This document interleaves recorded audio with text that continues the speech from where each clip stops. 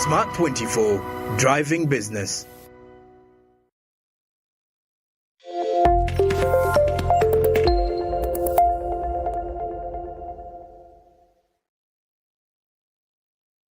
Welcome back from that short commercial break. We are still looking at the origins of innovation. This is Smart Tech. I'm Andrew Barigi. And this week we are doing something a little bit new, not usual, but of course basing on the previous programs that we've been airing out there. I know you've been watching and observing these innovators, but maybe you never took in to really understand what is the origin, what's the inspiration of these innovations. Now we're here to financial technology. Solomon Bwire, of course, inventing a way whereby you can actually withdraw money with just a card. Wow, very interesting, but this came from somewhere. There was an experience that really prompted him to come up with this innovation. So as an innovator and you're interested in financial technology, this will be something very insightful, and I believe, listen to the story, it will inspire you probably to even make much more better. Let's review financial technology. What's the origin? Inspired by my story and the story of a young girl called Joan. When I was still at college in high school, I come from Busia and I was studying in Kampala, and my mom is a farmer and she earns less, but you would find that she would incur high costs on transportation just to come and deliver to me financial assistance. There is a day that she managed to come to school and she had only 15,000 left on her, and she wanted to give me the money. Then I was worried, how is she going to travel back home? So I was like, Mom, you know what, just take that money. Me, I'm going to try and find ways of borrowing around school. So I went through all that pain, knowing that whenever I would want to get money from home, my mom had to incur those charges. But yet when I would use teachers, I would somehow go through teachers' phones to suddenly my mom would send money through those teachers. There is a day when I was sent money, but the teacher disappeared for 1 week and the money became irrelevant. It really pushed me into a lot of thoughts and trying to see how can we fix it. Of course, in high school I had no way, and I had to bear with the challenges until when I completed school. So when I joined Makerere University to pursue computer engineering, which I fell for because I wanted to really be best in technology, to find solutions to such problems like I went through. So now when I was at campus, I was given a chance to do some tutoring at high school. And there is a day I went to a school called Our Lady of Africa, SS Nabilyango, to train children. Then there was this sad girl called Joan. I met her and she was sad, and it was closing up to her final exams, which was UNEP. Then I asked her, what's the matter? She was telling me how she had lost 300,000 Ugandan shillings, which she had been storing from her senior one. She wanted to do business after senior 4. She had lost that money. How do you expect that person to concentrate in class for her final exams?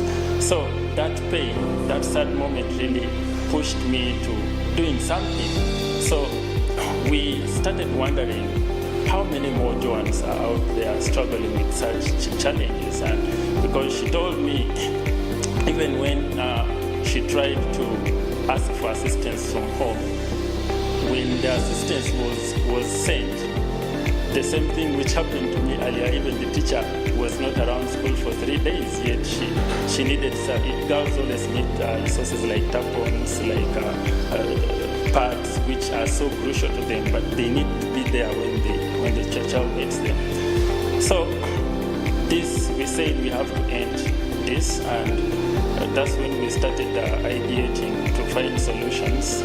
Then we developed a hardware system, which our initial aim was to develop an ATM where kids would always go with SIM cards in schools and then they withdraw money. But after engagements with NCR and InterSwitch, they advised that it would be possible, but it would really take a long time for us to beat the protocol that is followed by all ATMs in the world.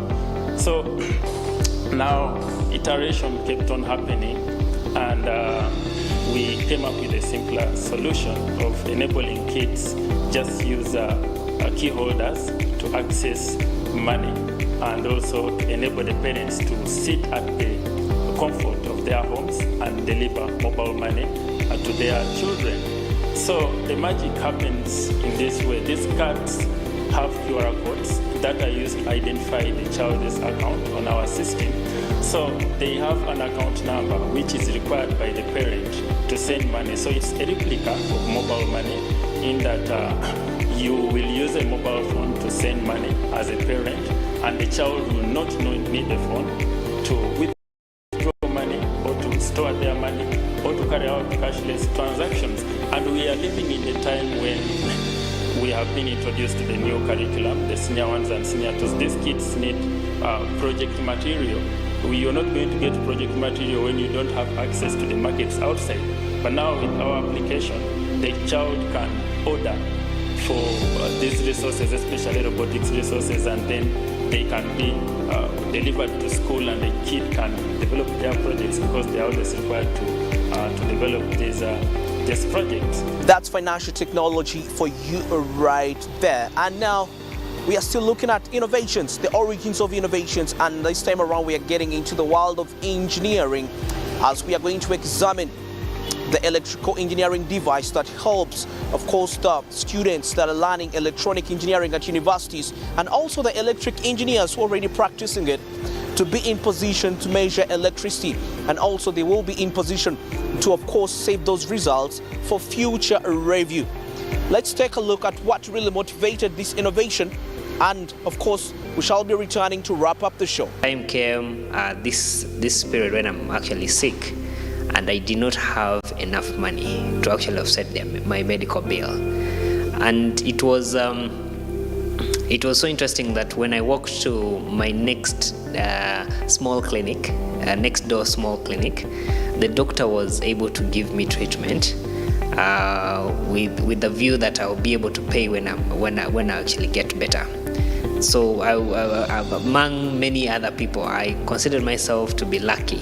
You know, I do work, I do earn, but it's unfortunate that at that point I'd just done my last consultancy and I didn't have that money readily available.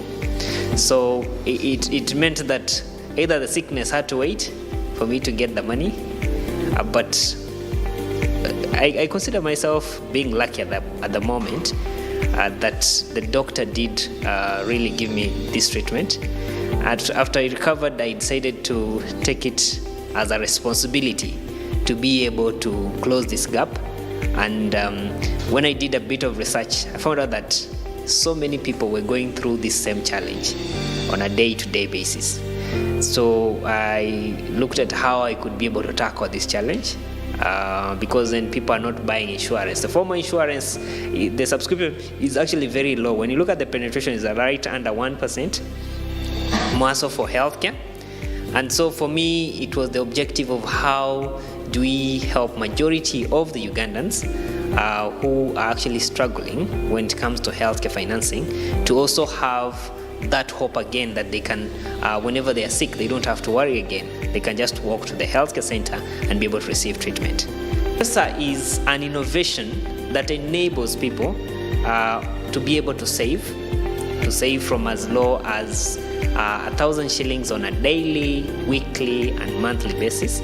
So depending on the work that you're actually doing and what you're earning, you can be able to set aside that very little, such that on a rainy day, on that day that you're actually sick, the money that has accumulated can now be able to help you get treatment. Now, for those that do not have enough, then we come through for them and give them a loan top-up, you know, so that they can fully clear their medical bill and then be able to pay Clinic PESA back. So typically, what we're enabling people is move your money into this wallet. We do not charge you to be able to save. It's free of charge. And once you've moved your money, then you can be able to start you can be able to use this money to pay for your medical bills. So what happens when you do not fall sick, typically for someone would say, okay, when I don't fall sick for a premium, it expires and I lose this money, or it goes into treating someone else. But then you'd see the community we are in is not a community for sharing with people they don't know. So then what we're doing for us is we're doing it a little bit different. Instead, at the end of the year, instead of this money expiring, instead we are adding you interest on top of this money because it's been sitting with Clinic Pesa. That means we should be generating some money.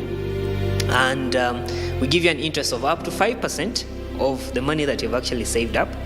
And on top of this, we give you a window to take it back. Use it for school fees because now you've beaten sickness. Use it for school fees. Use it for something else that is you think that this money that you'd saved up to protect yourself and your family, you can now be able to use it to cater for these other bills that are urgent. And then you can start all over again, So you can either take it back or you can actually move it to the next year to continue protecting yourself and your family. And then the beauty with this, with our offering is that it's not tied to an individual. This is your account. It's like a mobile money account. And with this, then you can be able to use it to, you can actually be able to use it to pay for your child. You can pay for your wife if you're married. You can pay for a friend, So it does not have any restrictions. And paying at the healthcare centers, it's actually free of charge. So there are over 1,838 healthcare centers that includes clinics, hospitals, pharmacies, and even we've covered down to small drugstores, such that people can be able to receive care at their next door healthcare center. We do not want to change what is already happening, but we want to facilitate and make it even better for what is already happening. It started from my course itself. As an engineer at college, we actually are expected to do hands-on skills to learn the theory we're getting in class as engineers. But our experience in our labs was quite interesting, whereby you have a lot of students having to share very limited resources in learning the engineering itself. So it expected students who are aggressive are the ones who learned the most, because you find groups of 20, 15, 5 sharing the limited resources we have in our labs. So from that, I also noticed that everyone in that lab actually had a smartphone. Since we are all campusers, people have smartphones. But we actually don't have tools that enable us to get the hands-on experience for this practical learning. And in the end, you find you have engineers who don't actually fix anything. Engineers who just have papers but cannot fix a percolator at home or a flat iron, and your parents are laughing at you. What did you do? Yeah, it's that dilemma that I thought would come up with something that can help us better learn more hands-on experience. The idea is called Malmet. Malmet comes from multimeter. So for people who have done engineering or physics, since it's a core at O level and some take it even at A level, would understand that. Malmet is a portable electronic measuring device. A very easy way of understanding it is, doctors have those, I don't know how they call them, they normally put them on. You would identify a doctor from putting on that thing for checking the heart and whatever. For an engineer, especially if he's electrical, you would identify him from the measuring tool, which is a multimeter he would have. So in simple terms, Malmet is that multimeter tool. So we combine a 3 desktop equipment, which is the oscilloscope, which is a big device used to generate functions. This is normally used by telecommunication engineers to measure frequencies and all that stuff. Then we combine it with an oscilloscope, which is another very important tool for both engineering, electrical, medicine. It enables people to measure the signals, to see them very, very well. And finally, we combine the multimeter tool, which is a device you use to measure the voltage in your socket or in whatever circuit.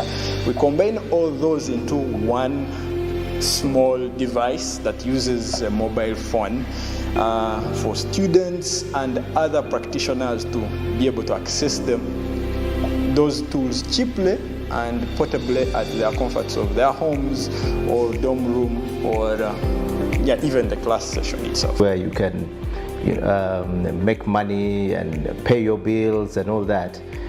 There are several things that you need to consider in terms of running a startup. First of all, while you are coming up with this startup, did you understand the problem that you wanted to solve? Do you understand your customers? Do you understand every aspect of the business? So innovation is a process. You need to have covered every step that is involved when coming up with an innovation. So first of all, I would say when you're looking at coming up with an innovation, first of all, like I mentioned, there must be a problem. There must be what we call a pain. You can have a problem which is not a pain. So when you understand those and you understand your target users of the innovation that you're looking at, then it becomes very easy for you to look at making money out of what you're doing. That is what we call human-centered design that we talk about. Now, human-centered design means you are building a product together with the users. You understand what your users need or your customers, and then see how to go about. They will actually inform the process of what you are building. Let's say you have a tech, if you want to come up with a tech startup, you can actually start from a point where you go and understand. If I say we want to solve a problem in agriculture, get to the farmers and understand what is it that the farmers need. The people who consume agricultural products, what do they need? Then from there, from the biggest challenges, now when it comes to building that product, one thing you want to do, there's a selection from every challenge, all the challenges that you may have come across, or you have been told by your target group. You can actually come up and select what the biggest problem is. There is what we call a problem selection matrix, and that helps you understand. Now, if you want to select what problem you want to solve, you may look at the importance and also the frequency of the problem, and that helps you to pick the most pressing challenge when it comes to for your target users. When you have the most pressing challenge, that means your users or your customers are going to be willing to pay for that.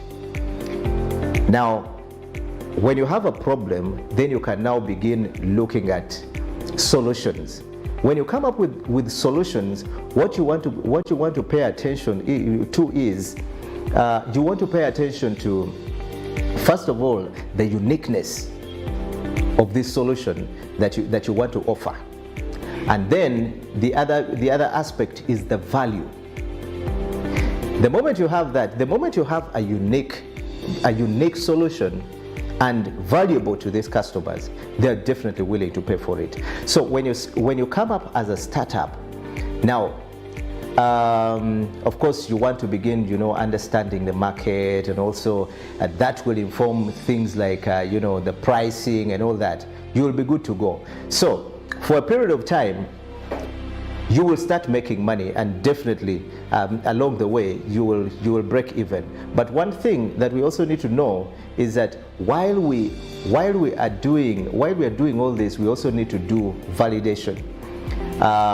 From time to time, you'll get back to your end users or your customers to understand that if the solution that you're offering is actually what works for them. Of course, it will change from time to time, but if you understand those, then we need to begin understanding things around team. Do you have the right team to take that to the market? Do you understand your competitors? Those are some of the things we look at. Of course, we have already talked about the value proposition. It must be something that uniquely identifies you from, it differentiates you from what your competitors may be offering, or what is in the market at that time. So, you've understood the problem, you understand the solution that you're giving, you understand your competition, you understand the market, and also you have a strong team that can deliver that to the market. One other thing we need to look at is, I think maybe the last may not be the last, but one of the things you may also want to look at, if you have a good plan to actually execute, then you definitely see yourself getting to the market. And those are some of the things we look at, even when it comes to